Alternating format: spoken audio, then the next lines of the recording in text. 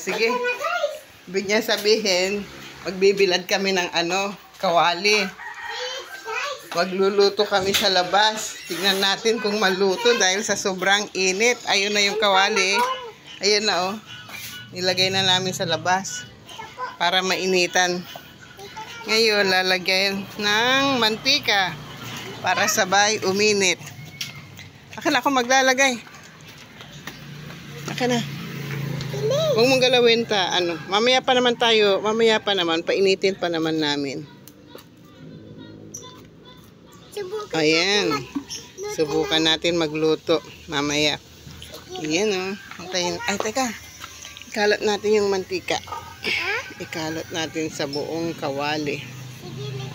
Ayan. Ayan. Excited na yan si Elaine, no? Ayan. Painitin mo muna natin ng husto. Mamaya maaga pa.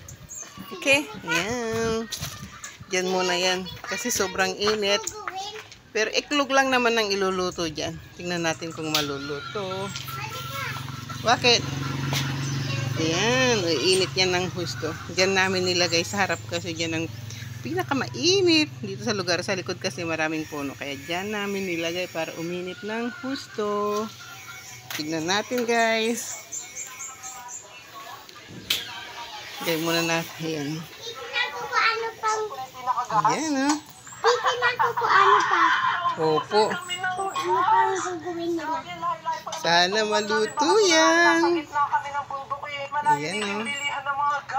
Init. Mamaya pag after siguro 1 hour, mainit na yan. Saka natin ilagay yung iklog.